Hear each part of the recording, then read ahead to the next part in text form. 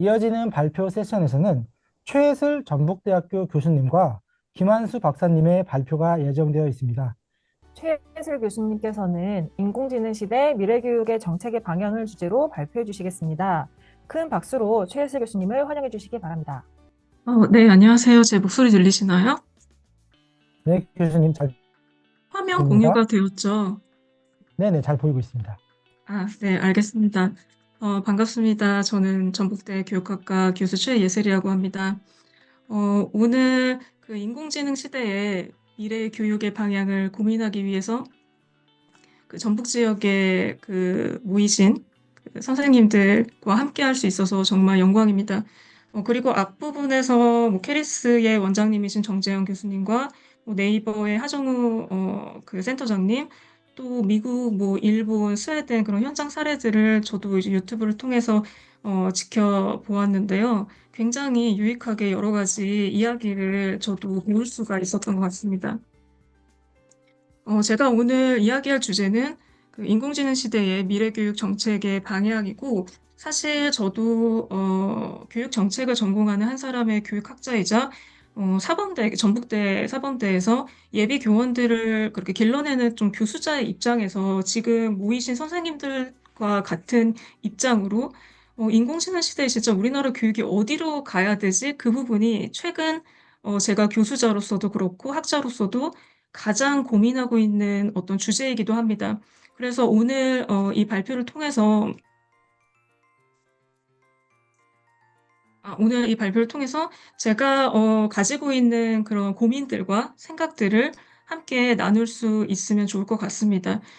먼저 인공지능에 대해서 제가 이해하는 내용들을 좀 개관을 하고 인공지능과 교육에서 어떤 영역들을 고민해야 되는지 그리고 제가 생각하는 인공지능 시대의 미래 교육의 좀 근본적인 질문들을 세 가지 정도로 이제 영역을 나누었고 거기에 대한 제가 지금 생각하고 있는 고민들을 또 나눠보겠습니다.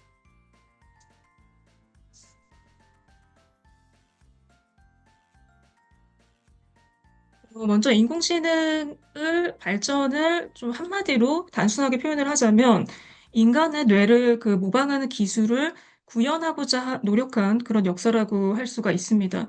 1956년에 이 인공지능이라고 하는 용어가 최초로 이제 등장한 이후에 지금까지 AI가 두 차례의 그 1970년대 그리고 90년대 중반에 두 차례의 암흑기를 거치면서 이렇게 발전을 해 왔는데요.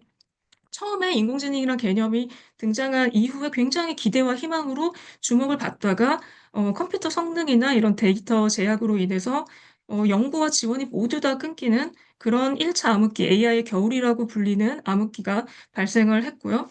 이후에 1980년대에 전문적인 어떤 문제 해결이 가능한 전문가 시스템이 등장하고 발전을 하면서 다시 2차적으로 AI의 그 붐이 일었지만 여전히 개발 비용도 높고 인간의 복잡한 문제를 해결하기 어려운 상황으로 다시 2차의 암흑기를 또 맞이를 했습니다.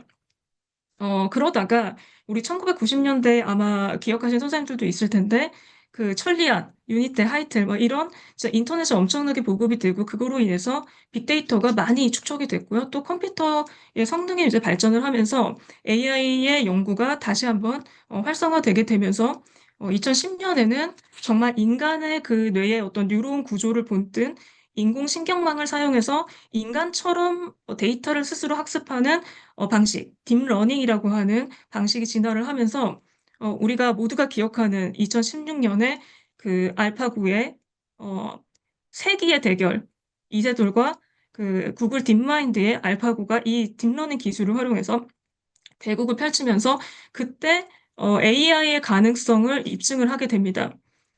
그 후에 사실 일반적 관점에서는 한 6년 정도, 알파고 그래 대단해, 막 세상이 바뀔 것 같다.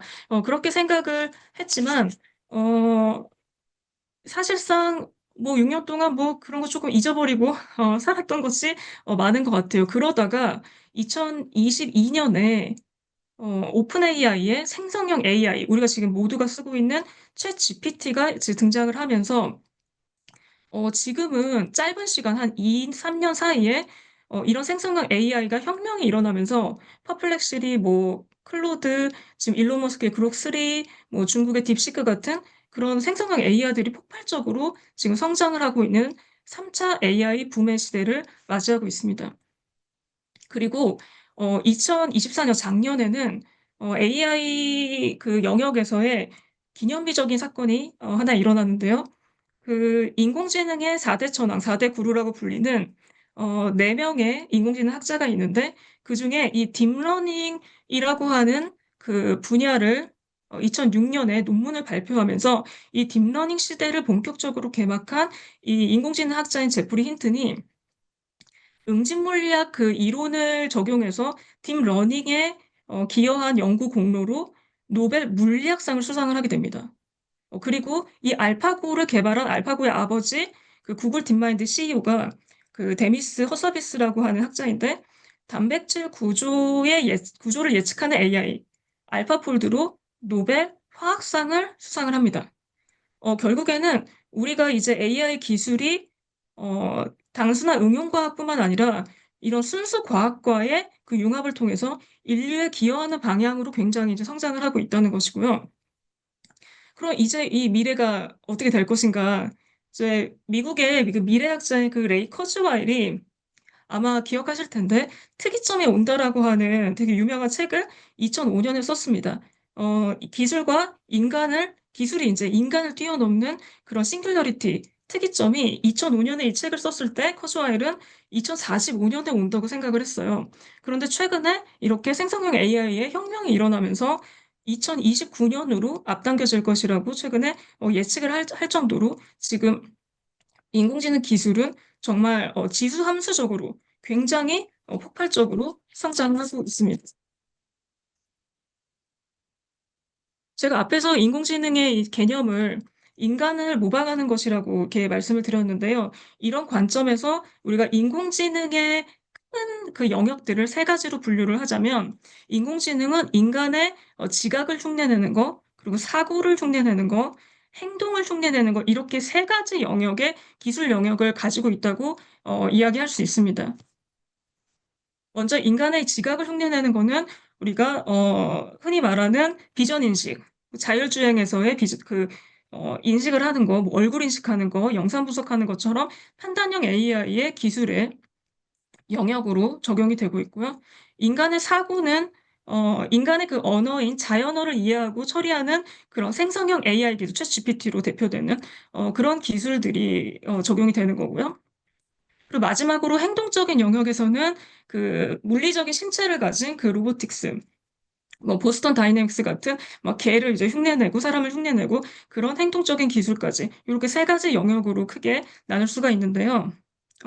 이제 이 세 가지 영역이 다 조합된다면 그러면 이제 인간의 모방한 터미네이터 같은 휴머노이드, 즉 사람처럼 지각하고 사고하고 행동하는 그런 인간과 기계가 거의 이제 구별할 수 없는 그런 휴머노이드가 탄생할 거라는 미래가 이제 예측되기도 합니다. 그러면 이제는 지금 우리가 인공지능 기술을 그 활용하는 그 수준이 어디까지 와 있을까? 우리가 그 오픈 AI사에서는 이제 AI의 발전 단계를 크게 5가지로 나누어서 제시를 했는데요. 1단계는 우리가 그냥 인간의 대화를 어느 정도 하는 챗봇, 상호작용을 어느 정도 하는. 2단계는 이제 추론가 단계로 거의 박사 수준의 교육을 받은 사람처럼 이런 전문 영역에 있어서의 통찰력을 가진 고도의 추론이 가능한 그런 AI를 이야기를 하고요. 세 번째로 이 AI 에이전트 단계는 인간을 대신해서 작업이나 업무를 수행할 수 있는 단계, 거의 약간 비서처럼 개인에게 최적화된, 맞춤화된 그런 서비스를 제공할 수 있는 거고, 4단계는 혁신자로 새로운 아이디어에 혁신을 도울 수 있는 정도. 5번째는 이 AI가 조직 단위의 업무를 거의 총괄 수행할 정도의 광범위한 능력의 그런 조직화된 AI까지 발전될 것이라고 생각을 했고, 지금은 어, 그 2025년 2월에 올해 2월 초에 그 챗 GPT에서 딥 리서치라고 하는 기능이 출시가 됐는데 아까 그 하정우 그 센터장님께서도 말씀을 하셨듯이 지금 챗 GPT 프로 200불을 내면서 쓸 수가 있거든요. 그래서 저도 그거를 써봤는데, 정말 대단하더라고요, 기능이. 정말 심층적이고 복잡한 그런, 영역들을 다 분석을 하고 결과를 제공할 정도로, 제가 박사 때 했었던 저의 능력보다 더 그 딥 리서치 기능이 뛰어나다는 생각이 들고, 정말 박사 학생들 그 두세 명 이상을 같이 데리고 일을 하는 것 같을 정도로 엄청난 성능의 고도의 추론 성능을 보여주고 있는 것 같습니다. 그리고 지금 작년 하반기 정도에는 그 오픈 AI에서 지금 인간을 대신해서 일정을 뭐 예약을 하거나 아니면 장을 보거나 이런 간단한 업무들을 수행할 수 있는 이 AI 에이전트의 기능을 하는 오퍼레이터를 출시하는 것을 준비를 하고 있습니다. 결국에는 지금의 현재 단계를 보면은 AI가 그 2단계의 추론과 능력은 점차적으로 굉장히 고도화되고 있고, 3단계에 있는 이 에이전트 는 이제 초기 단계로 개발이 이제 되고 있는 그런 단계에 와 있다고 할 수 있겠습니다. 지금까지 이제 말씀드린 것처럼 인공지능 기술이 굉장히 급격하게 발전을 하고 있는데, 우리가 교육과 관련해서 이런 변화를 이제 어떻게 이끌어가야 될지 심각하게 고민을 해봐야 되는 시점에 와 있는데요. 우리가 인공지능과 교육의 그 영역에서 이제 여러 가지 영역이 있겠지만, 크게 보면은 지금 세 가지로 논의가 되고 있는 것 같습니다. 물론 이제 기본적으로 우리가 인공지능 시대에 교육의 목적에 대한 그런 고민이 기초적인 파운데이션으로 고민이 되겠지만, 크게는 학교 현장에서 이 AI 자체에 관해서 교육하는 거, 즉 AI 내용에 대한 이제 교육이 있고, 두 번째로는 AI 기술을 활용하는 거. 지금 이 부분이 되게 많이 논의가 되고 있는데, 학습자들의 개별화 시스템을 제공하는 거, 그리고 이제 세부적으로 나누면 AI 활용이 교수자를 지원하는 거, 그리고 시스템적인 것들을 구축하는 거, 이런 것들이 AI 기술을 활용하는 두 번째 영역이라고 할 수 있겠습니다. 그리고 세 번째로는 이러한 AI를 아는 것을 토대로 해서 기술적인 것도 같이 활용할 수 있는 그런 AI 융합교육, 이렇게 영역이 있고, 지금 교육 정책이 이 현장에서, 교육 현장에서 이 세 가지 영역을 구현하는 거를 실현시키는 것을 굉장히 핵심적으로 진행을 하고 있습니다. 그럼 지금 우리나라 교육 정책의 지금 현재를 살펴보면 2020년에 5년 전이죠. 교육부에서 인공지능 시대의 교육 정책의 방향과 핵심 과제를 발표를 하면서 뭐 인재상, 학습환경, 정책 과정이라는 이 세 가지 영역에서의 정책 방향을 제시를 했고요. 이후에 이제 오른쪽 표에서 보시듯이 본격적으로 교육의 영역에서 AI 기술을 활용하는 거를 또 논의하고 도입을 하기 시작했습니다. 그래서 여기 표에서 좀 흐름을 보시면은, 우리가 AI 그 뭐 도입에 대한 뭐 과목 신설이나 시수나 이런 등에 대한 내용도 좀 있기는 하지만, 주로 지금 살펴보면은 교육계에서 AI 교육에 대한 그 관심이 굉장히 상당 부분 디지털 교과서, 뭐 에듀테크 여기 키워드를 보시면, 아니면 교사의 AI 활용 역량 강화, 그 한마디로 앞에서 말씀드렸던 두 번째 영역, AI 활용 교육, AI 기술을 활용한 교육의 영역에 굉장히 집중되고 강조되고 있는 거를 우리가 조금 알 수가 있고요.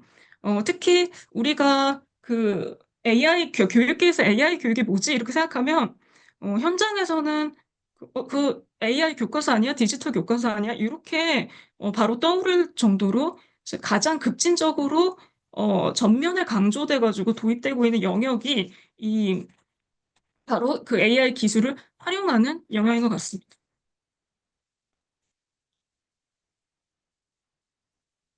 그래서 물론 이렇게 우리가 그 AI 기술을 도입해서 교육에 활용하는 게 굉장히 중요한 과제라고 생각을 해요.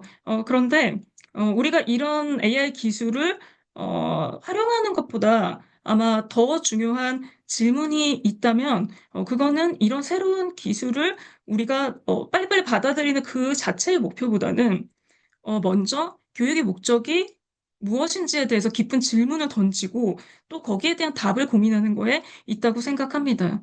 사실은 우리가 이제 항상 어떤 새로운 것들 도입되고 새로운 방향을 교육계에서 제기를 할 때 궁극적으로 사람들이 다 그렇게 얘기해요. 교육의 목적을 항상 고민해야 된다고 이야기를 하지만, 실제 현장에서는 이렇게 변화의 흐름이 막 거세게 물결이 현장에 이렇게 들이치면, 사실상은 교육의 진짜 본질적인 목적이 뭐였지? 여기에 대한 고민이 쉽게 많이 희석이 되는 것 같습니다. 그래서 오늘 제가 여기서는 좀, 교육의 가장 근본적인 방향에 대해서 세 가지의 질문을 한번 던져봤습니다. 그래서 첫 번째로는 AI 시대에 그런 교육의 본질이 과연 무엇인가라는 것에 대한 질문이고요.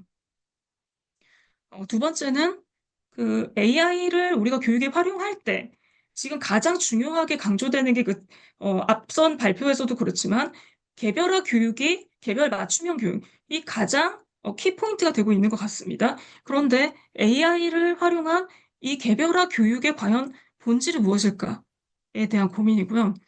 세 번째로는 AI 이제 교육을 한다고 우리가 얘기를 하는데 AI 교육의 과연 가장 근본적인 본질이 무엇일까? 그래서 이 각각의 질문에 대해 지금 제가 이제 나름대로 한번 생각을 한 방향을 함께 나누고 싶습니다.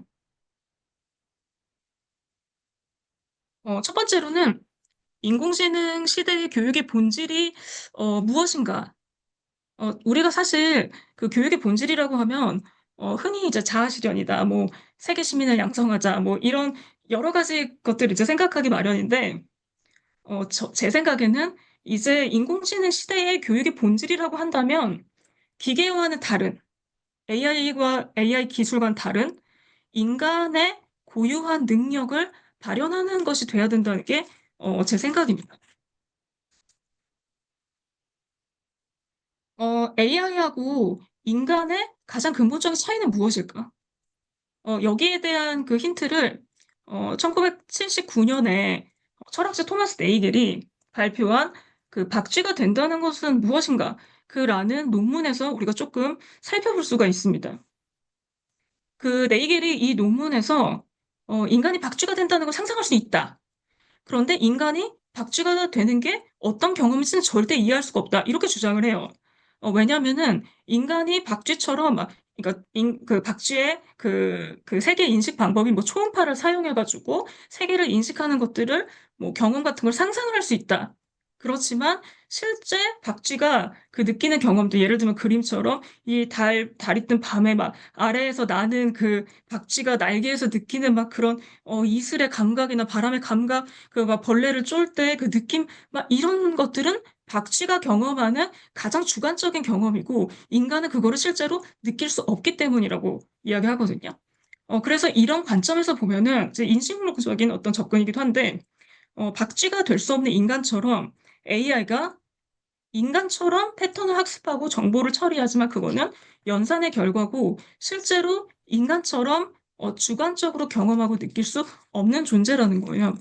그래서 우리가 그 몸과 마음을 가진 인간이 어, 그 인간의 자아가 해석하는 체험하는 그 주관적 경험, 그거는 인간만의 아주 독특한 영역이고 아마 AI가 고도로 발전한다 해도 인간의 고유성을 어디서 찾아야 하느냐?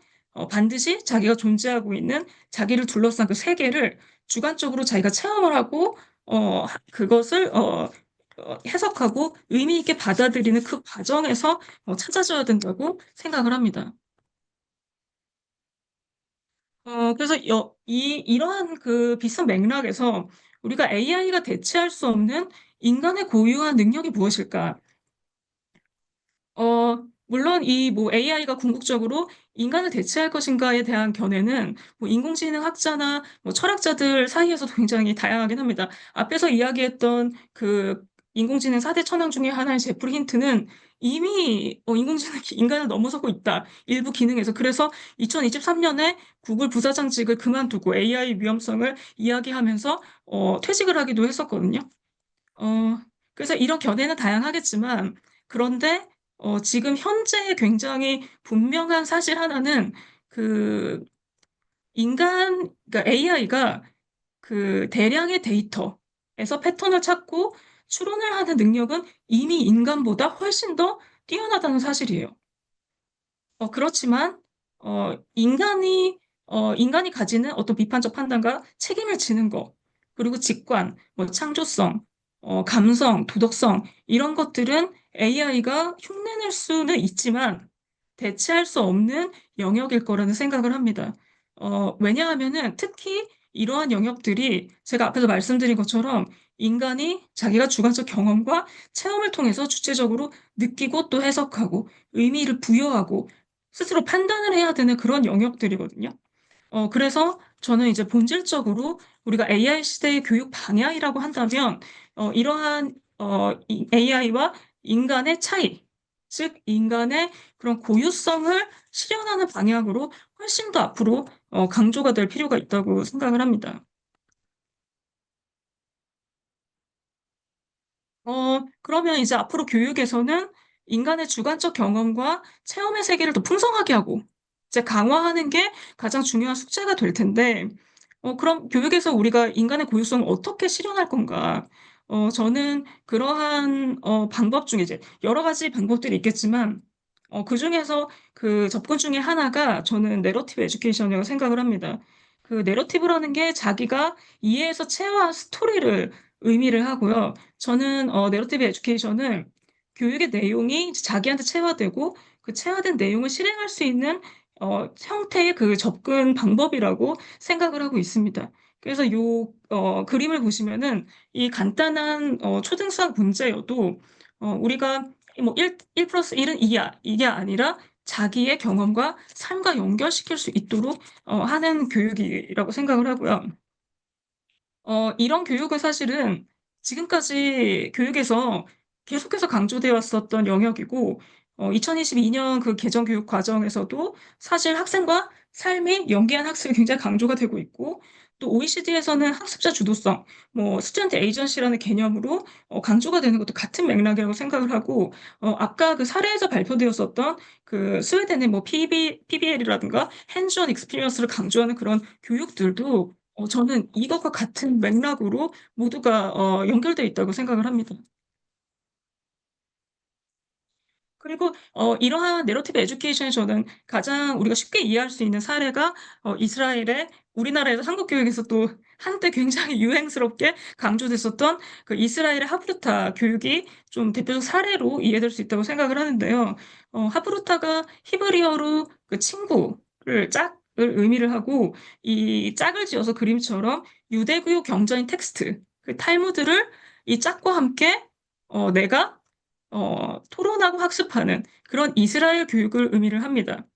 그래서 이런 관계 속에서 다양한 의견을 사고하고 그런 표현하는 능력을 길러줄 수 있고, 이 과정에서 이제 유대인들은 두 명의 유대인이 모이면 세 명의 의견이 나온다는 그런 말이 있을 정도로 굉장히 다양한 의견을 이제 사고를 촉진할 수 있는 교육 방식이고요.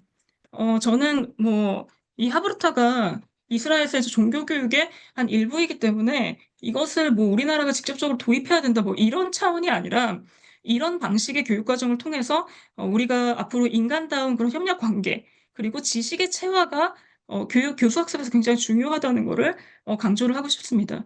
어, 우리가 그 디지털 교과서라고 하는 그 매체를 도입해서 활용을 한다고 해서 그 단순히 아이들이 완전 학습을 숙달하고 그런 것들을 도울 수는 있겠지만 학생들 자체가 정말로 에게 체화된 의미 있는 학습이 이루어지도록 하는 문제는 기술 자체가 해결할 수 없다고 생각을 합니다. 그래서 AI 기술을 보조로 해서 이 같은 이 교수학습이라는 과정에서 우리가 의미 있는 학습을 만들어내는 방법이 무엇인가를 교육계에서 그리고 교수자들이 가장 중요하게 좀 고민을 해 나가야 되는 부분이 아닌가 그렇게 생각을 합니다. 두 번째로는 우리가 지금 인공지능 시대에 가장 강조되고 있는 게 인공지능이 개별화 교육을 실현할 거라는 거예요. 그런데 이 개별화 교육의 본질이 뭐냐? 저는 여기에 대해서 그게 가장 중요한 키워드 중에 하나가 적성의 실현이라고 생각을 합니다.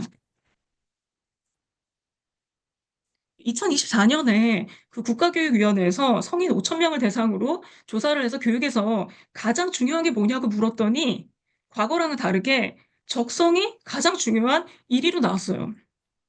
지금 여기 보시면은 그 우리가 이야기하고 있는 디지털 대전환 교육체제 개편 그게 3위예요.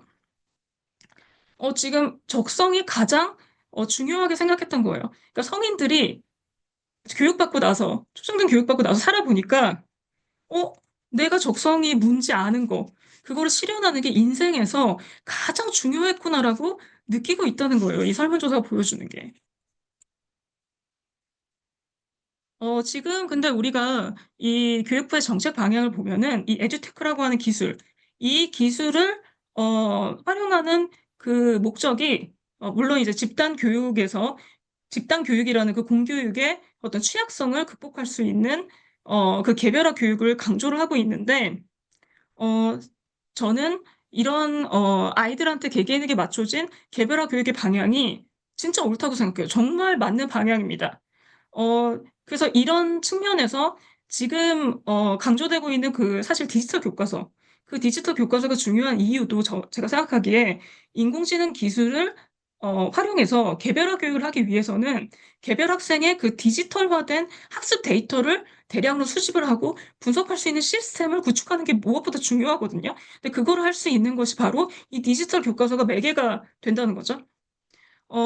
근데 이러한 굉장히 중요한 논의고 방향으로 가고 있지만 이러한 개별화 교육의 담론에서 조금 우려되는 거는 이 개별화 교육이 마치 학생들에게 학습의 진도와 속도를 개별화해서 맞추는 것으로 좀 또 훨씬 더 강조돼서 이해되고 있는 것 같다는 거예요. 그래서 저는 지금 이 개별화 교육 담론에서 빠져 있는 아주 중요한 키워드가 하나 있다면 그것이 바로 개개인이 가지고 있는 특성, 능력, 잠재력, 그게 적성이라고 생각을 하고 있습니다.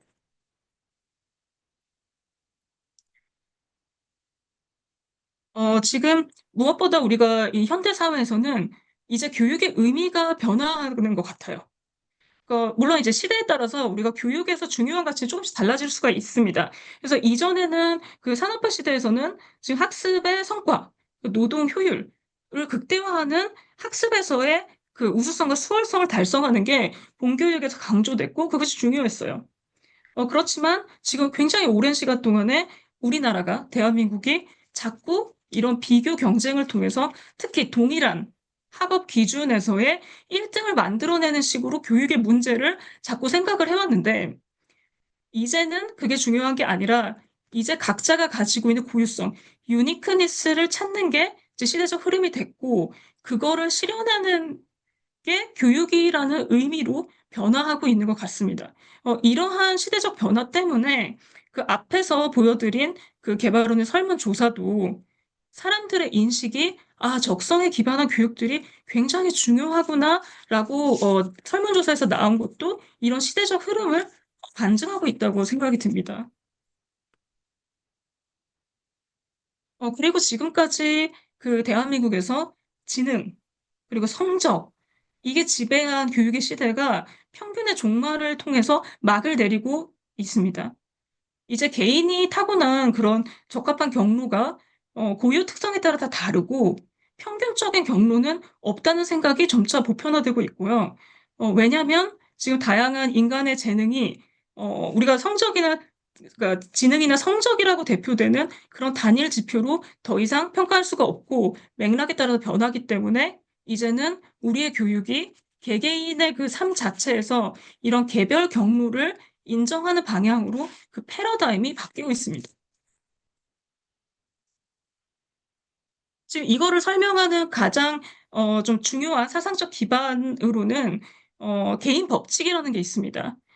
독일의 철학자 게오르기 진멜이 19세기에 칸트의 보편 타당하게 적용되는 법칙을 이제 비판을 하면서 각자 자기에게 맞는 길이 있다는 개인 법칙을 주장을 했습니다. 즉, 이런 진멜의 사상처럼 이제는 개인이 고유한 특성과 이 잠재력인 적성의 중요성이 교육에서 가장 강조되고 또 우리 사회의 좀 새로운 패러다임으로서 전면적으로 부각이 되고 있는 것 같습니다. 사실 우리나라에서도 이런 개인의 적성을 실현하고자 하는 정책적 노력이 흔히 진로교육이라는 말로 이제 대표가 되면서 굉장히 관심이 증대해 온 것 같아요. 그 예로는 중학교의 자유학기제나 혹은 고등학교의 고교학점제 같은 그런 영역들을 그런 노력의 일환이라고 볼 수 있을 텐데 지금 그럼에도 불구하고 우리가 실제로 교과의 비중을 보면은 어, 교과와 비교과의 비율이 거의 9대 1 정도가 될 정도로 입시 체제와 교과목 중심의 교육이 우리나라의 교육 체제를 지배하고 있는 것 같습니다. 그러니까 아직도 우리의 공교육이 교과 중심의 학습 중심의 그런 사고를 벗어나지 못하고 있는 것 같습니다.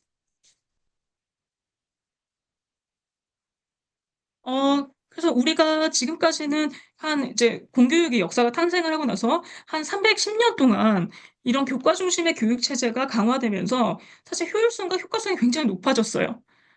그렇지만, 과목을 배우는 게, 성인들이 그렇게 생각했듯이 자기 인생의 미래를 설계하는 것과 더 이상 이제 연결되지 않는 그 교육을 너무 오랫동안 해왔고, 이제는 모든 아이들이 자신의 그 길을, 맞는 길을 찾도록 하는, 그리고 유니크니스를 찾도록 하는 그런 적성 기반 교육이 우리 미래 교육의 방향이 돼야 할 거라고 생각을 합니다. 근데 여기서 중요한 거는 사실 적성을 실현하는 영역이 교육에 있어서 절대적으로 개별화가 필요한 영역입니다. 그래서 앞으로 우리가 개별화 교육에 대해서 생각을 할 때 아마 가장 중요한 방향은 이거 개인 맞춤형의 학습 진도나 속도를 제공하는 것을 넘어서서 진짜 개인의 적성을 탐색하고 진단하고 개발할 수 있는 그런 적성의 실현이 되어야 된다고 저는 믿고 있습니다. 그래서 앞으로 공교육에서 이런 적성 기반 교육을 구현할 수 있는 인공지능의 기술이 과연 무엇인가? 그것을 탐색하고 적용해 나가는 그런 시도들이 장기적으로 이루어질 필요가 있다고 생각합니다. 세 번째, 이제 마지막 질문은 AI 교육의 본질이 무엇일까? 저는 이게 이제 지금 이제 초기 단계니까 AI 기술을 활용하는 걸 굉장히 많이 강조가 되고 있지만 제가 생각하기에는 지금의 시대적 방향인 이 AI에 대한 내용 교육, AI 자체를 직접 가르치는 게 정말 중요하다고 저는 생각하고 있습니다. 2022년에 한국에서 그 100만 디지털 인재를 양성하자고 계획을 하면서 종합방안 정책 방향을 이제 내놓으면서 크게 세 가지 영역으로 기초 소양적인 AI 활용 능력, 그리고 자신의 전공적인 도메인 분야랑 플러스해서 AI 기술을 활용해서 창조적인 그 일을 할 수 있는 AI 그 적용의 X 영역, AI X의 영역, 그리고 AI를 직접 주도적으로 개발해서 전문적인 수준으로 끌고 갈 수 있는, 주도할 수 있는 전문 영역의 교육까지 이렇게 세 가지 교육이 중요하다고 이제 강조를 하고 있습니다. 그런데 지금 그 제가 처음에 보여드렸던 인공지능의 그 역사의 발전 과정, 이제 거기에서 우리나라의 컴퓨터 교육, 그 기초가 되는 컴퓨터 교육이나 ICT, 뭐 소프트웨어, SW 그런 교육의 역사를 보면은 지금 요 머신러닝이 이제 등장하면서 3차 AI 붐이 이제 일어나는 시기에 이때 그 우리나라에도 전 세계적으로 인터넷이 이제 도입이 되고 IT 산업 그때 막 붐이 일어나는 시기에 우리나라도 1990년대에 교육 정보화 5개년 계획을 함께 수립을 하면서 어, 그 학교의 컴퓨터 인프라 그리고 컴퓨터 교과 편성들에 대한 니즈가 막 이제 강조가 되고 그런 것들 편성을 했어요. 아마 이 시절에 학교의 선생님이셨던 분들은 이거 다 기억하실 것 같은데요. 그러고 나서 2000년에 ICT 교육 운영 지침을 발표하고 학교에서 ICT 교육을 필수로 운영하도록 권고를 하는 그런 지침들을 통해서 ICT 교육을 굉장히 강조를 했습니다. 그런데 지금 우리가 90년대부터 인공지능 기술은 계속해서 발전을 하는데 2000년대 이후에 2008년에 학교 자율화 정책이 이루어지면서 이 ICT 교육 운영 지침 폐기가 됐고 그러다 보니까 단위 학교에서는 정보화 교육을 뭐 정보 교과를 필수로 선택하지 않는 등의 정보 교육이 사실상은 굉장히 쇠퇴하게 됐습니다. 그래서 그 이후에는 왜요? 다시 2015년 개정 교육과정에서 뭐 SW 교육이 다시 일부 누가? 강화가 되고 지금 아, 2022년 현정 개정. 씨가?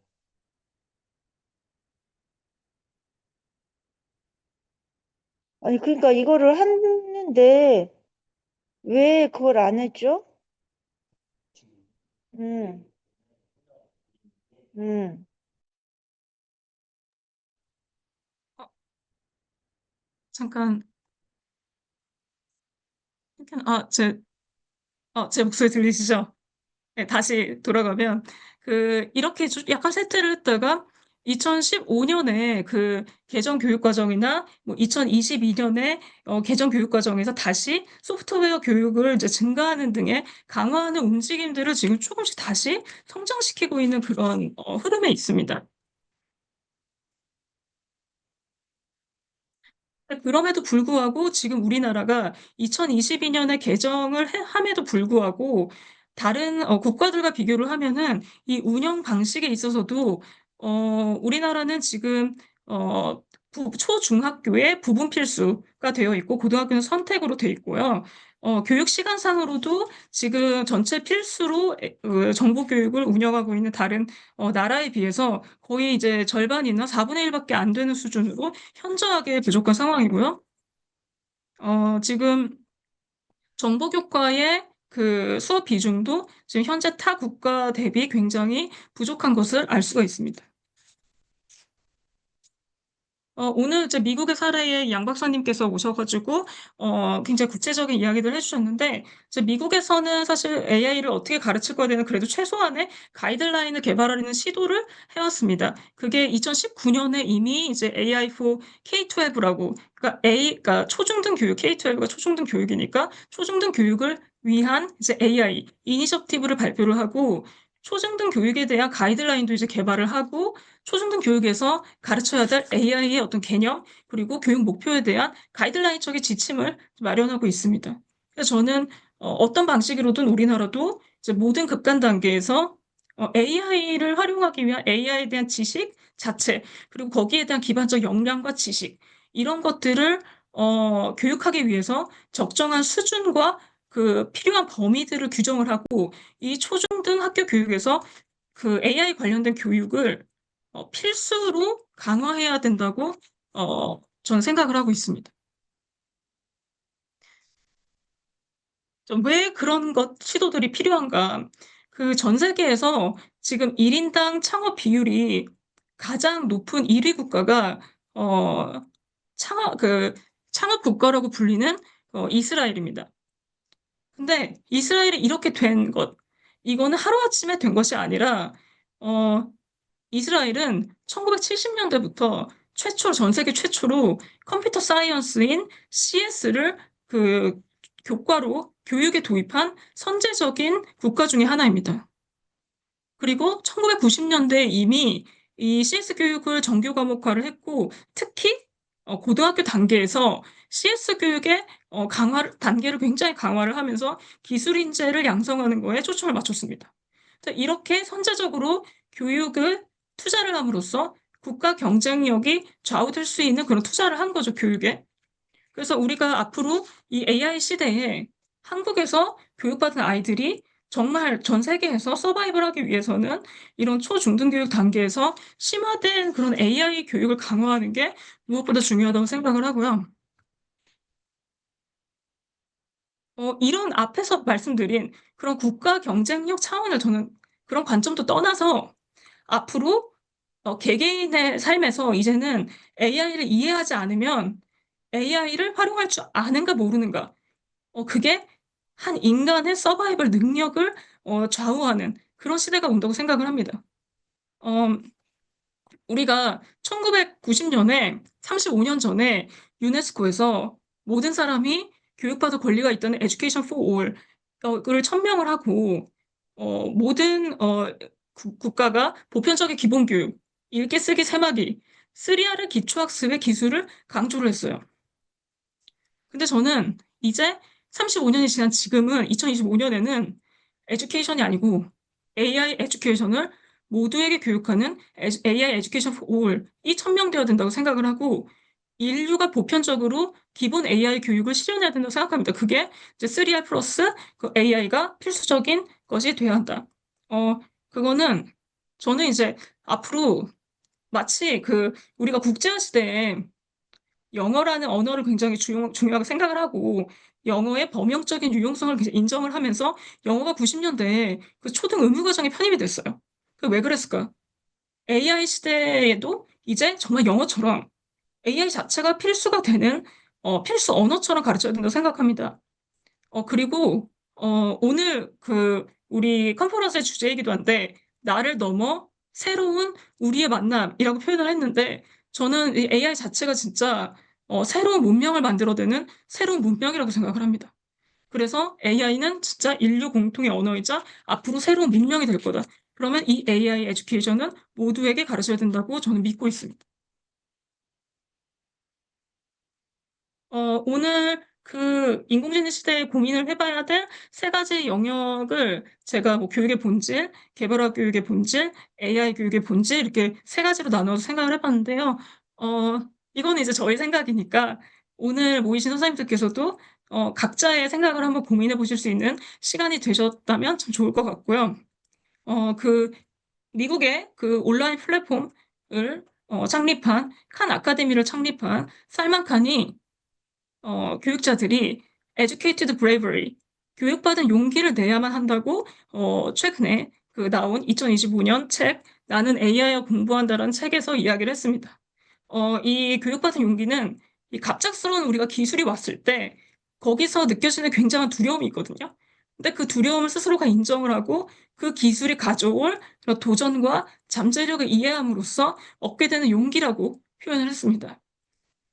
저는 그 교육 현장의 이 최전선에서 아마 이제 선생님들께서 굉장히 급격한 변화, 그 변화에 대한 두려움과 또 걱정, 그리고 동시에 이제 우리 아이들을 위한 기대, 용기, 그리고 헌신적 노력들이 지금 굉장히 공존하고 있을 거라고 생각을 하는데요.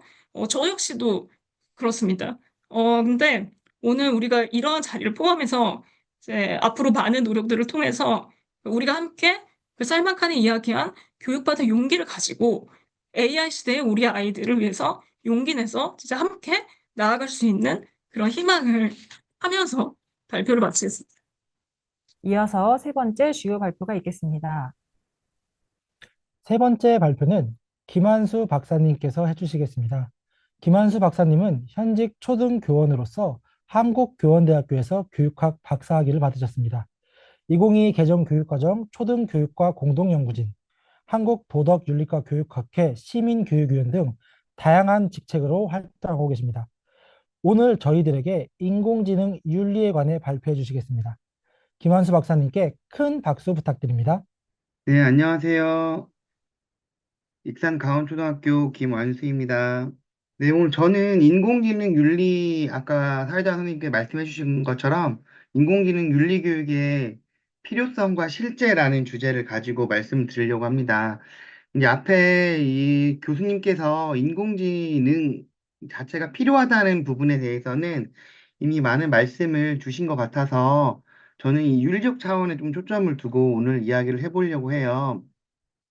우리가 모두 다 알고 있다시피 항상 어떤 기술의 발전이라고 하는 것은 역사적으로 봤을 때도 항상 그 양면성으로 윤리적 문제를 내포하고 있었는데요. 인공지능 또한 마찬가지인 것이죠. 그래서 오늘은 AI 윤리 교육의 필요성과 실제라는 주제를 가지고 첫 번째는 인공지능의 발전과 그리고 위험성을 어떤 사람들이 경고하고 있는지, 그리고 우리가 주변에서 실제 이 인공지능 문제에 어떠한 것들을 겪고 있는지에 대해서 좀 살펴보고, 그다음 국내외에서 이 AI 윤리와 관련된 어떤 이 가이드라인에 대해서 살펴보고자 합니다. 그리고 이제 두 번째 같은 경우에는 제가 현직 초등교사이면서 지금 현재 휴직하고 지금 예비교사들에게 강의를 하고 있는데요.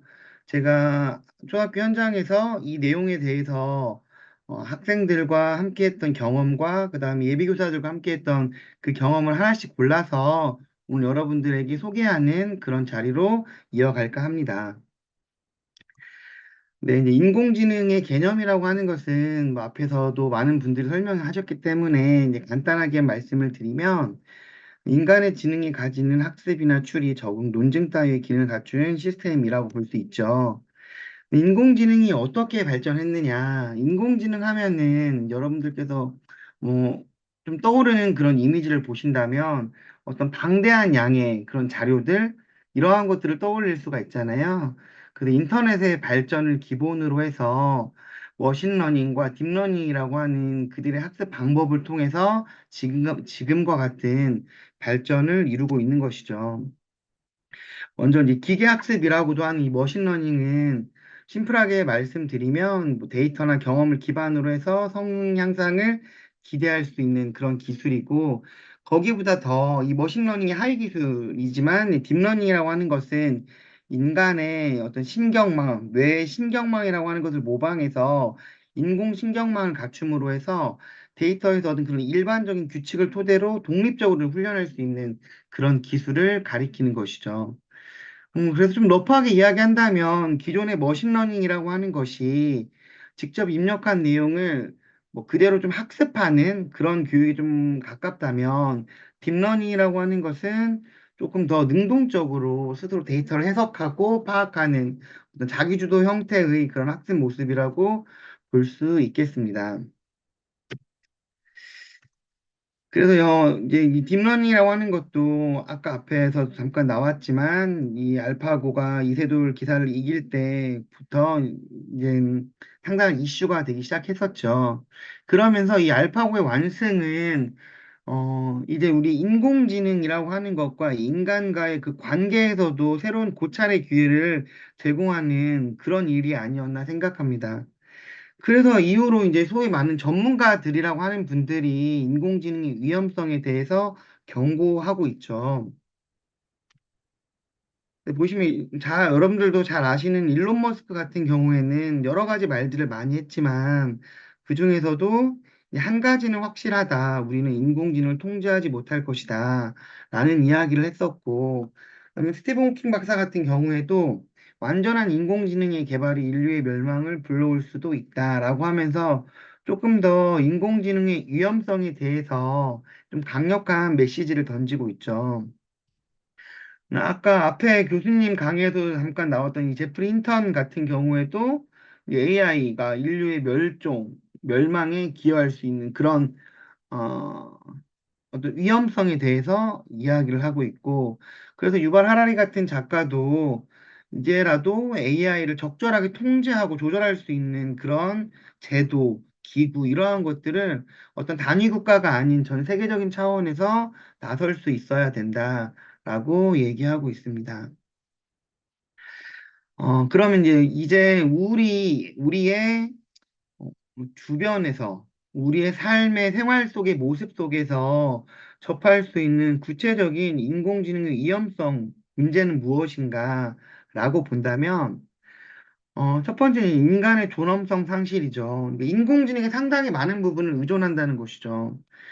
제가 이제 프로야구를 많이 좋아하는데 작년부터 우리나라가 세계 최초로 이 볼과 스트라이크를 판정하는 시스템을 기계에 의존하고 있죠. ABS라고 하는 시스템에 의존하고 있는데, 그렇게 뭐 볼 판정과 같은 간단한 문제에서 뭐 의료나 법적 판단과 같은 것들까지 우리가 인공지능의 판단에 온전히 의존하게 된다면, 물론 그 결과적으로는 최대한의 합리성이라고 하는 기준에 비추어 봐서 그런 기준에서는 올바른 결과를 나타낼 수도 있겠지만, 인간이라는 존재가 그러면 인공지능과의 관계 속에서 과연 어느 선상에 위치해야 하는가라고 하는 문제는 항상 대두될 수밖에 없겠죠.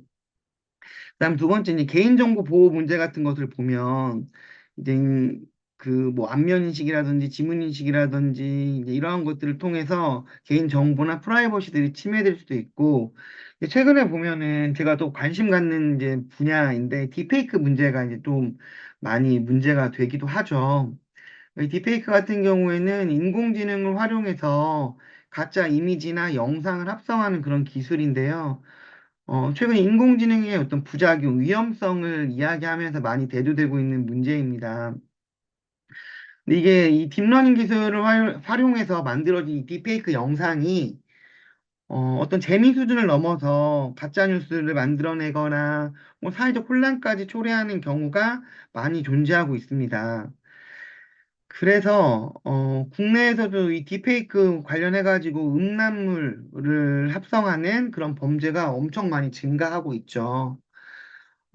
그래서 이 딥페이크 같은 것이 우리 아이들에게 분명히 좀 경각심을 줄 필요가 있겠다. 단순한 장난이 아닌 어떤 사람들의 인생에 크나큰 오점으로 작용할 수 있는 그런 문제로 작용할 수 있다는 것을 우리 아이들에게 분명히 심어줄 필요가 좀 있다는 생각이 듭니다. 그래서 인공지능과 마찬가지로 이러한 기술과 관련된 내용이 기술을 어떻게 활용할 것인가 라고 하는 문제에서 이것을 주어진 문제에 맞게 잘 활용하는 것도 물론 중요하지만 이 기술이라고 하는 것이 어떤 윤리적 잣대 기준에 비추어서 항상 그 잣대에 비추어서 어느 선을 넘어가지 않는 그런 교육도 상당히 필요하다고 생각이 됩니다. 이어서는 공정성과 편향성 문제인데요. 데이터가 편향이 있을 경우에 있는 그대로 이 AI가 학습을 하다 보니 뭐 성별이나 인종에 따른 그런 차별들이 특히 생성형 AI 대표적인 챗GPT 같은 경우에서도 많이 드러났었죠.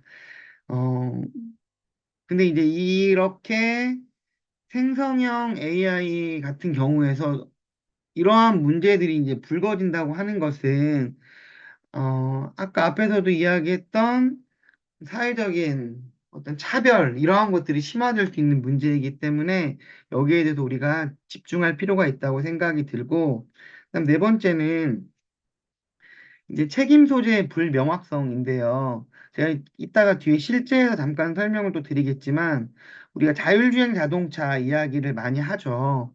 뭐 테슬라나 뭐 이런 데서 이제 이야기하는데, 우리가 자율주행 자동차라고 했을 때는 인간이 아무런 것도 하지 않고 그냥 편안하게 기계에게 온전히 운전을 맡긴다는 그런 자율의 의미만 생각하고 있는데 우리가 이게 사고의 차원으로 생각을 좀 해본다면 자율주행 자동차가 발생시킨 그 사고는 과연 누구에게 책임을 물어야 하는가? 근데 거기에 상당히 어떤 문제가 야기될 수도 있다는 것이죠.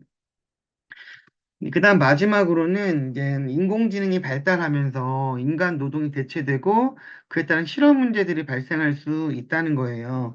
제가 지금 제시하고 있는 왼쪽의 표를 한번 보시면 인공지능으로 인해서 자동화 가능성이 높은 직업들은 지금 상대적으로 사회에서 그렇게 높은 처우, 좋은 처우를 받지 못하는 직업들이에요.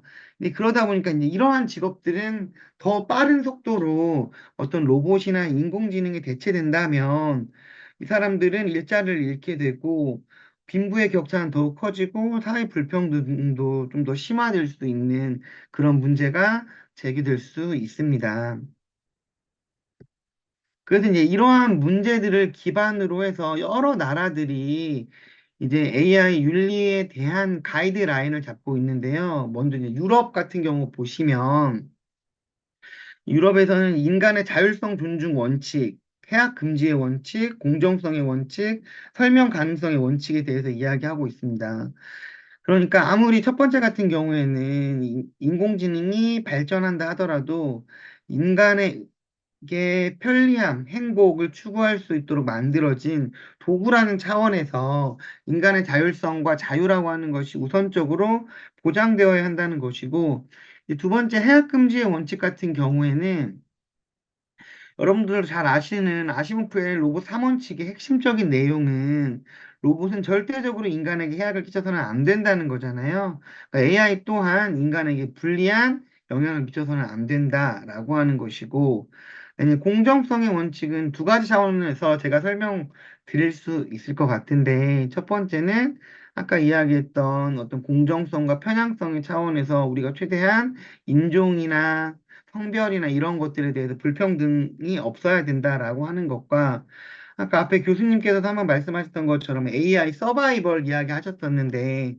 이 인공지능이라고 하는 것을 익힌 젊은 세대들과 그렇지 못한 또 다른 뭐 이제 나이 드신 분들이나 혹은 교육을 제대로 받지 못하는 분들, 이러한 분들은 이 AI를 온전히 누리지 못함으로 해서 지금은 가시적으로 큰 차이가 보이지 않는 것처럼 그렇게 보이지만 궁극적으로는 그 차이가 이 사회에서 일종의 보이지 않는 계급처럼 작용할 수 있다. 그래서 이러한 차원에서 우리가 공정성의 원칙을 지켜야 된다라고 하는 것이고, 이제 마지막으로는 설명 가능성의 원칙인데요.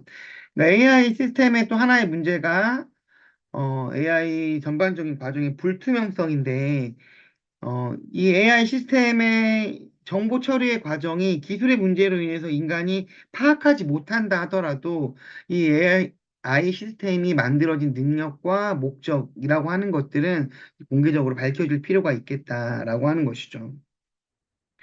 이 두 번째는 중국의 AI 6가지 윤리 원칙을 보면 비슷합니다. 인간의 복지 증진, 그러니까 인간 공동의 가치관을 준수하고 공평, 공정 이야기를 하고 또 아까 잠깐 설명드렸던 개인의 프라이버시나 데이터의 안전을 보장하고 불법적인 형태의 개인정보 수집을 예방하고 그다음에 인간이 충분히 자율적인 의사결정권을 가지고 인공지능을 통제할 수 있어야 된다는 것이고, 그다음에 그래서 아까 책임을 누가 지어야 하는가라고 하는 문제를 제기했었는데, 그 최종 책임의 주체는 분명히 인간이 되어야 된다라고 하는 것을 이야기하고 있는 것이죠.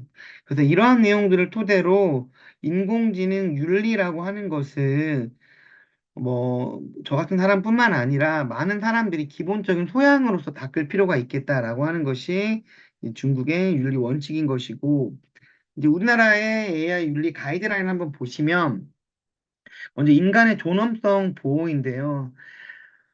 그러니까 인간이라고 하는 것이 인공지능의 개발에 따라서 소외되지 않도록 인간의 존엄성을 존중해야 하는 것이고, 그다음에 이 공공선을 추구해야 된다라고 하는 것은 아까 공정성의 차원에서 소외받는 계층이 없게 이 인공지능의 기술을 모두 다 누릴 수 있는 그런 기회를 우리가 제공해야 하는 것이고, 그다음에 어, 개인 사적 이익을 침해하지 않는 그런 범위에서 인공지능과 로봇의 사용이 필요하다라고 하는 것이죠. 그다음에 이제 인간의 행복 추구의 차원에서 인공지능과 로봇은 수단 혹은 도구로서의 지위를 가진다. 그러니까 기존의 원래 본래적 목적이 인간의 삶의 질을 향상하고 행복을 증진시키기 위한 도구로서 개발된 것이기 때문에 이게 거기에 맞추어서 분명히 로봇과 인간의 관계를 제대로 형성할 필요가 있다라고 하는 것이 이 윤리 가이드라인의 핵심적인 내용인 것이죠. 근데 이제는 실제 인공지능 윤리교육이 실제 차원으로 넘어와서 제가 이제 초등학교 교사이기 때문에 이제 초등학교에서 인공지능 윤리교육을 가르칠 수 있는 교과가 무엇인가. 물론 창의력 체험 활동을 통해서도 우리가 일정 부분 이 부분에 대해서 이야기할 수 있지만 교과적 차원에서는 어떻게 이야기할 수 있을까에 대해서 잠깐 살펴보도록 하겠습니다. 이 내용 살펴보시면 먼저 지금 현재 제시되고 있는 것은 2022 개정교육과정의 실과의 지금 5번째 영역의 내용 체계표예요. 그래서 보통 제일 핵심적인 내용이 여러분 여기 보시는 지식 이해 부분이죠. 그 지식 이해 부분을 좀 확대해서 보시면 디지털 사회와 인공지능이라고 하는 그 영역명 아래 컴퓨터의 개념, 그리고 문제 찾기와 문제 해결 절차, 컴퓨터에게 명령하는 방법, 데이터의 종류와 표현, 생활 속 인공지능. 그러니까 제가 봤을 때도 어떤 교과보다도 초등학교에 지금 현재 존재하고 있는 교과 중에서는 인공지능과 가장 관련이 높은 교과는 어디냐라고 물어본다면 당연히 실과죠. 실과인데 이 실과 같은 경우에는 지금 여러분들 보셨던 내용 체계표에서도 알 수 있듯이 인공지능의 활용에 대한 그 부분을 강조하고 있는 거죠. 인공지능을 어떻게 활용할 것인가, 컴퓨터에게 명령하려면 어떻게 해야 되고, 생활 속에서 인공지능은 어떠한 양상으로 우리 생활 속에 존재하고 있는 것인가, 이러한 부분들에 관심을 많이 갖고 있는 것이죠. 그런데 이제 도덕과 같은 경우에는 사실 그 이전의 교육과정에서는 2015 개정 교육과정이었죠. 그 교육과정에서는 이 도덕과라고 하는 것이 도덕과에서 인공지능과 관련된 내용이 구체적으로 등장하지는 않았어요. 이러한 부분들 따로 없었고 그냥 사이버 폭력과 관련돼서, 사이버 불링과 관련돼가지고, 이럴 때 어떻게 해야 되는지 내용이 나와 있었는데, 이번 2022 개정교육 과정에서는 타인과의 관계라고 하는 이 영역 속에서, 두 번째 영역 속에서 인공지능 로봇과 친구가 될 수 있을까라고 하는 지식 이해로 내용이 제시되고 있습니다. 그래서 인공지능 로봇과 친구가 될 수 있을까라고 하는 것은 옆에 나와 있는 것처럼 인간과 인공지능 로봇이 어떤 관계를 형성해야 하는가라고 하는 것이죠.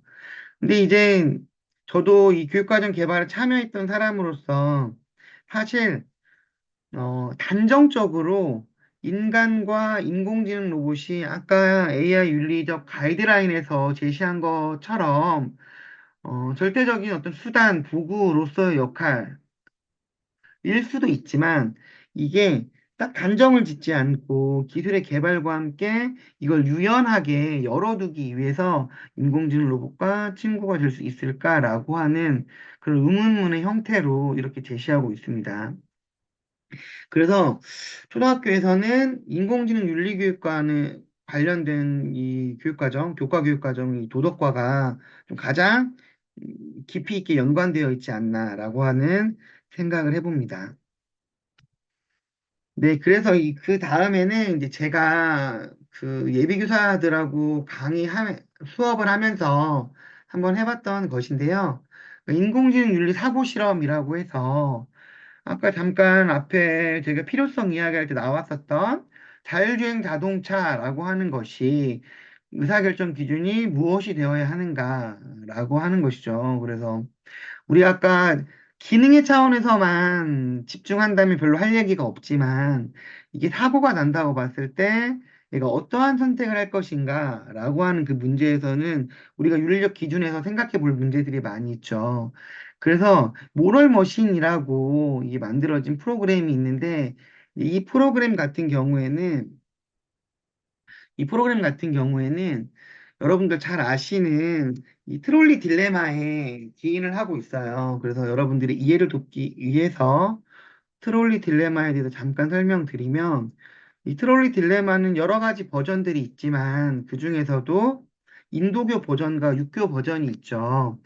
이 트롤리 딜레마의 지금 첫 번째 인도교 버전에서는 이 트롤리가 브레이크가 고장이 났어요. 그래서 쭉 가면 지금 아래에 있는 5명의 사람들이 꼼짝없이 죽을 위기에 처해 있죠. 이제 그런데 어 지금 이쪽 바깥쪽에 레버를 잡고 있는 사람이 있잖아요. 그 레버를 잡고 있는 사람이 레버를 당기게 되면 이 트롤리가 노선을 변경하게 되죠. 그래서 이제 한 사람을 5사람 대신 한 사람을 선택하는 이제 그런 식의 딜레마가 이 인도교 딜레마이고 이제 두 번째도 사실 내용 거의 비슷한데 두 번째 육교 딜레마 같은 경우에는 두 번째 육교 딜레마 같은 경우에는 똑같이 트롤리가 고장이 났죠. 트롤리가 이제 고장이 났는데 이제 또 그대로 쭉 가다 보면은 5명의 사람이 꼼짝없이 죽을 수밖에 없는 상황인데 저 위에 있는 사람이 이 뚱뚱한 사람을 아래로 밀면 트롤리를 멈추고 5명의 사람을 살릴 수 있다는 거예요. 그러면 여러분들 같으면 과연 저 한 사람을, 뚱뚱한 사람을 밀어서 5명의 사람을 살리겠는가? 그러니까 이게 그냥 심플하게 보면은 5명을 살리는 것이냐, 아니면 1명을 살릴 것이냐. 이 문제, 간단하게 생각하면 이 문제인 건데, 근데 이 문제가 어떤 공리주의적 차원과 의무론적 차원의 내용들이 담겨져 있는 것이죠. 그리고 그런 윤리학적 내용이 아니더라도 과연 또 이 5명과 1명이 과연 또 누구이냐에 따라서도 달라질 수 있는 것이고 그러니까 이러한 것들을 좀 종합해서 상황을 다양하게 꾸며가지고 만든 것이 바로 이 모럴 머신입니다. 이 모럴 머신은 총 13개의 상황을 줘요. 13개의 상황을 주고 이 무인 자동차가 어떻게 해야 할까? 그러니까 우리 선택할 건 딱 두 가지밖에 없는 거죠. 직진과 방향 전환. 근데 이제 옆에 보시는 것처럼 저런 식의 상황이 이제 주어지는 것이죠. 그래서 이 상황이 주어지면, 음, 이렇게 나중에는 이 결과가 나옵니다. 그래서 가장 많이 살려준 캐릭터는 누구고, 가장 많이 희생된 캐릭터는 누구고, 그다음 희생자 숫자는 어떻고, 승객 보호는 어떻고, 법규 준수, 개입에 대한 회피, 성별, 종, 연령, 이러한 것들이 결과적으로 여러분들이 선택한 것과 그다음에 일반 다른 사람이 선택한 것과 비교해 가면서 이런 식으로 제시되고 있습니다. 그래서 이 모럴머신의 결과를 가지고 18개월 동안 233개국에 230만 명 정도가 참여한 모럴머신의 사례를 가지고 연구한 논문이 있는데요. 여러분들 보시면 이제 오른쪽에 이제 길게 나와 있는 것들이 이 오른쪽에 놓여져 있으면 그걸 살렸다는 것이고 살리는 걸 선택했다는 것이고 왼쪽에 나와 있는 것은 이제 죽이는 걸 선택했다는 것이죠. 그러면 233개국이면 거의 대부분의 나라잖아요. 그러니까 보편적인 그 결과라고도 볼 수 있을 텐데 그 보편적인 결과 속에서 유모차, 소녀, 소년 등과 같이 네. 같이 이러한 사람들을 살리기 위해서 지금 노력하고 있다라고 하는 것을 알 수 있죠. 그리고 거기와는 달리, 뭐, 인간이 아닌 개나 고양이 혹은 범죄자들은 이제 조금 어떤 희생하는 그런 결과들을 사람들이 선택하고 있다라고 하는 것을 우리가 보편적으로 알 수 있습니다.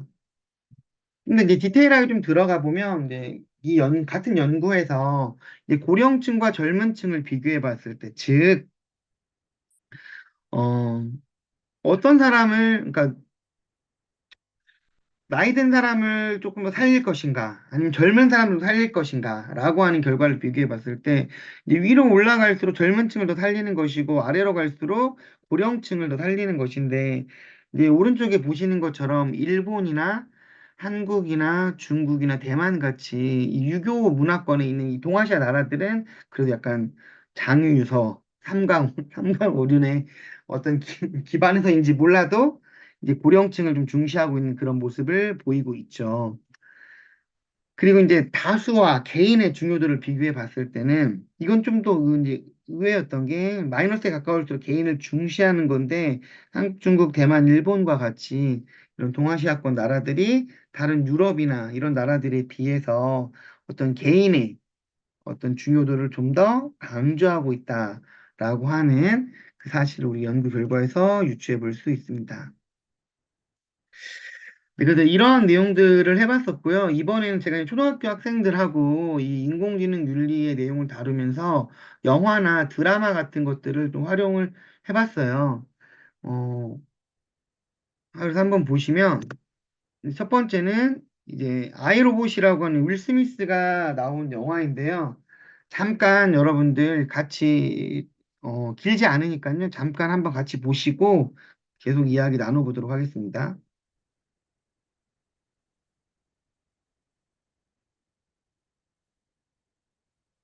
아, 이게 여기서는 제, 되는구나.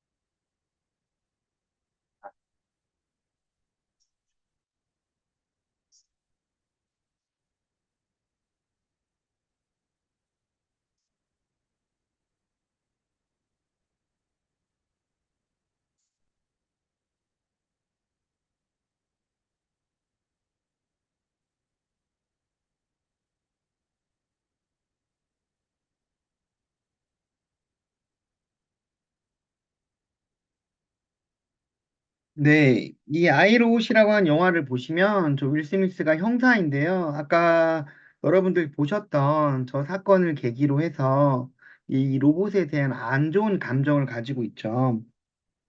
지금 보시는 것처럼 이 인공지능 로봇 같은 경우에는 아까 그 사건에 대해서 45대 11, 물론 이제 의학적이든 과학적이든 생물학적이든 이제 여러 가지 학문적인 기반을 가지고 가장 합리적인 선택을, 결과를 45대 11로 냈던 것이고, 그 45대 11이라고 하는 결과에 기반해서 윌 스미스를 구했던 것이죠. 그럼 여기에서 이제 우리가 과연 어떠한 문제를 제기할 수 있는지 보시면, 그러면 이 로봇의 윤리적 판단 기준이라고 하는 이걸 어떻게 설정해야 하는가. 사실 지금 보시면 45대 11로 결과를 내고 거기에 따라서 행동한 인공지능 로봇에게 과연 윤리라고 하는 부분은 포함되어 있었는가 라고 한다면 우리는 거기에 대해서 의구심을 가질 수밖에 없죠. 그러니까 로봇의 단순히 판단 기준은 그런 합리적인 어떤 기존의 합리성에 기반하고 있는 그런 결과에 의존하고 있다면 우리가 윤리라고 하는 새로운 기준이 들어간다면 어떻게 설정해야 할 것인가? 이 문제는 사실 간단한 문제는 아니죠. 하지만 윌 스미스가 얘기했던 것처럼 인간이라면 당연히 그랬을 거야 라고 했던 것도 우리가 충분히 간과할 수 없는 기준이기 때문에 이러한 문제들을 아이들과 함께 이야기해봤던 기억이 있습니다. 네, 그 다음 넘어가시면 이건 더 시스템이라고 하는 드라마인데요.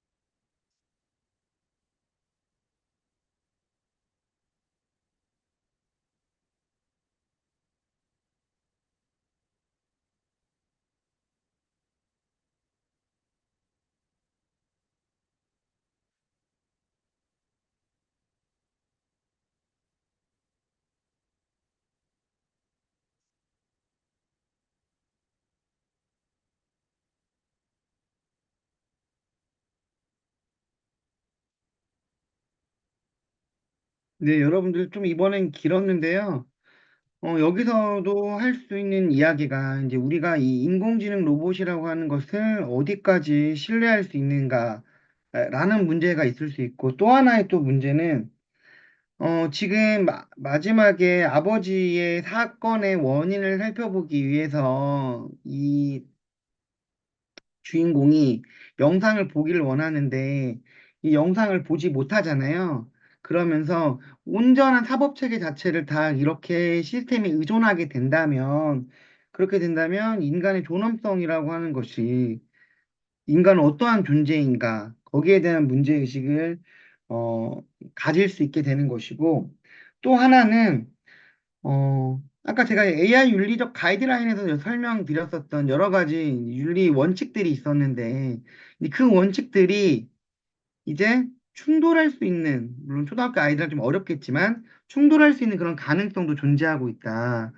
그러니까, 어, 아버지의 죽음의 원인을 밝히기 위해서 인간이 우선이고 시스템은 분명히 도구적 수단이기 때문에 아버지의 사고 원인을 위해서 영상을 보고자 하지만, 그러다 보면은 다른 사람들의 어떤 개인정보의 프라이버시, 사생활 보호가 되지 않기 때문에 그러한 문제들에 또 충돌이 발생할 수 있는 것이죠.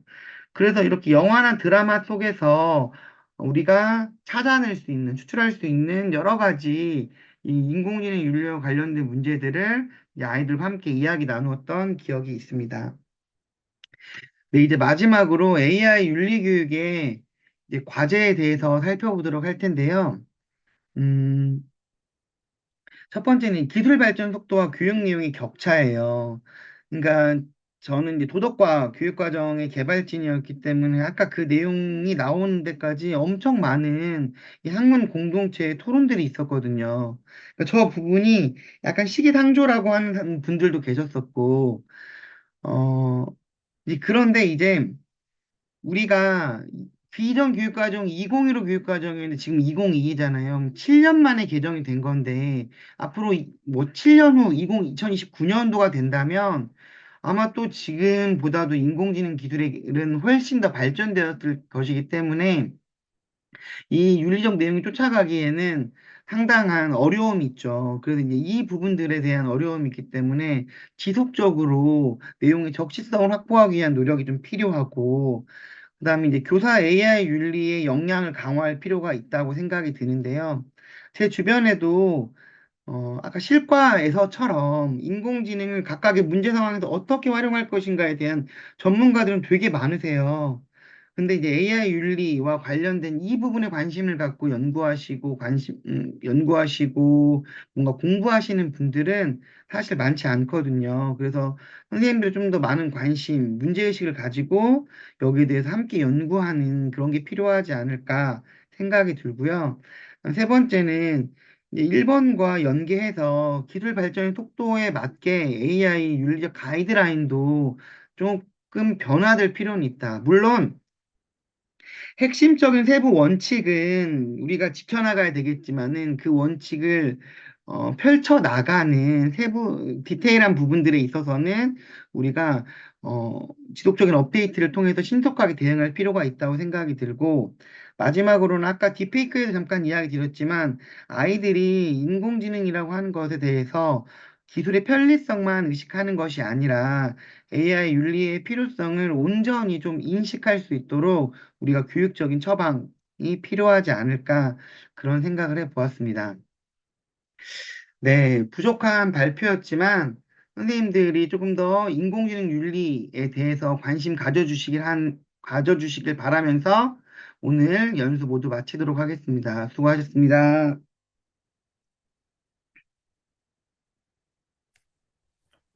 네. 디지털 전환으로 학교 현장의 디지털 리터러시와 디지털 윤리가 점점 더 중요해지는 가운데 귀한 인사이트를 얻을 수 있는 시간이었습니다. 어, 깊, 정말 열정적으로 발표해 주신 김한수 박사님께 다시 한번 큰 박수 부탁드립니다. 네, 이상으로 오늘 컨퍼런스 첫째 날 일정을 모두 마쳤습니다. 아침부터 정말 귀한 인사이트를 얻을 수 있는 시간이었는데요.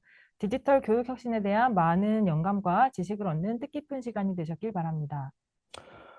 오늘 굉장히 좋은 배움과 성장의 기회를 만들어 주신 발표자분들, 그리고 패널 좌장님들께 다시 한번 감사 인사드립니다. 더불어서 지금 이 시간까지 줌으로 그리고 유튜브로 참여해주신 교육가족분들께도 정말로 감사드립니다. 오늘 일정은 이것으로 마쳤지만 저희는 내일도 정말 굉장히 중요한 강연들과 귀한 의견들로 여러분들과 함께 찾아가려고 합니다. 내일도 오전 10시부터 등록을 시작하여 오후 4시 30분까지 오전 발표와 오후 패널 토의, 스페셜 세션, 클로징 토크 등의 알찬 시간들이 준비되어 있습니다. 내일도 오늘처럼 많은 참여와 열띤 호응 부탁드립니다. 네, 저희는 이만 인사드리고 내일 아침 10시에 찾아뵙도록 하겠습니다.